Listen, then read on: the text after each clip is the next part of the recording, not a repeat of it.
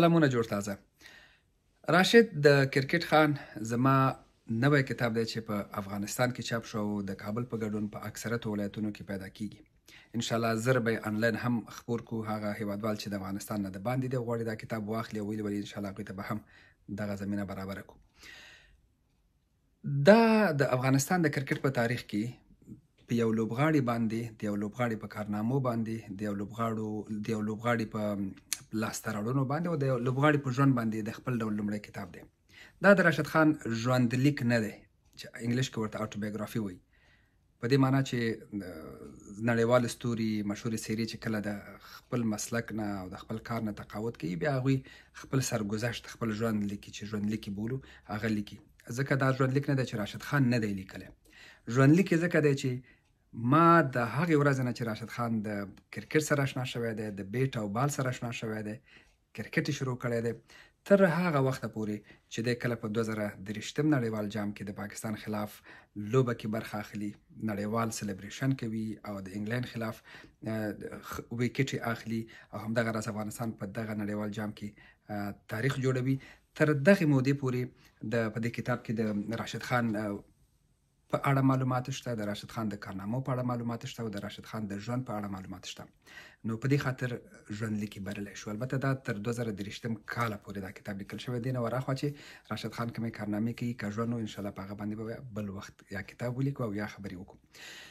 په دې کتاب کې د راشد خان د کرکټ د اولې ورځې نه دا کیسه چې شروع شوې ده په دې کتاب کې ذکر شوې ده. دا کیسه راشد خان ته اول ځل بال او بیټ چا ورکړ، د چیرته کرکټ شروع کړ، په اول ځل چا سره کرکټ وکړ او آیا دی پوهېده چې دی به کرکټ لوبغاړی شي؟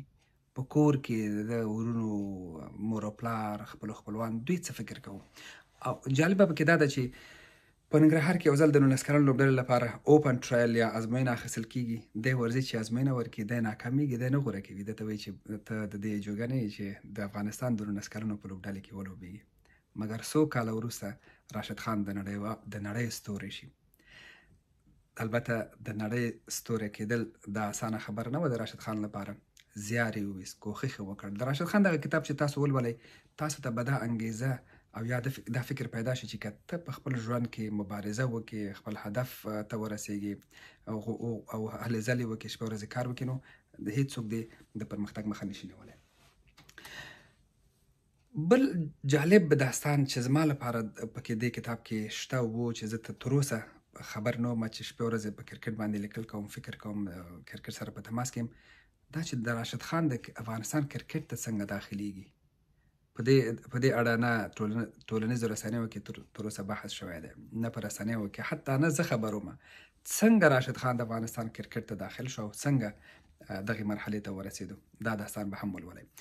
د راشد خان په اړه چې تاسو هر څه فکر کوئ د کرکټ په دنیا کې، د نړیوالو مبصرینو نظرونه، د روزونکو نظرونه، د افغانستان د ملي لوبډلې د هغو لوبغاړو نظرونه چې د سره ډېر نږدې پاتې شوي دي، په دې کتاب کې به تاسو د راشد خان په اړه ولولئ.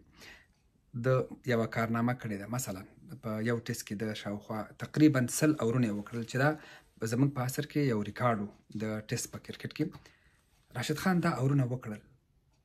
د یو لوبغاړي لپاره دا غټه کارنامه ده، خو راشد خان څنګه دغه اورونه وکړل او هغه وخت کې چې راشد خان اورونه کول د ده وضعیت څنګه و، د شپې وضعیت یې څنګه و، خوب یې وکولی شو، وی نه شو کولی، ستړی و، ستومانه و، په میدان کې دننه د احساسات څنګه و، د میدان نه د باندې د احساسات څنګه و، په نړیواله کچه چې کله دا مسله مطرحه شوه د احساسات څنګه و او د څنګه دا 100 اورونه وکړل. دا ټول معلومات چې په کتاب کې اخیستل شوي بیا راشد خان ته مراجعه شوې ده، ما مراجعه کړې ده او راشد خان د ودان اوسي کور ودان چې بیا خپل معلومات په اخلاص سره راسره شریک کړي او دا داستانونه یې کړي دي. مطلب کتاب کې اکثرت محتوا چې دغه د راشد خان خپلې خبرې دي. کتاب کې د راشد خان خبرې جمع د روزونکو د نړیوالو مبصرینو خبرې جمع د نړیوال ریکارډونه چې دي د هغه په اړه معلومات، ورسره زما تحلیل او تجزیه، د ده دغه کارنامې، دغه یو ښه تصویر، ښه نمایندګي چې د خپل وطن او د خپل کرکټ نه دی کوي.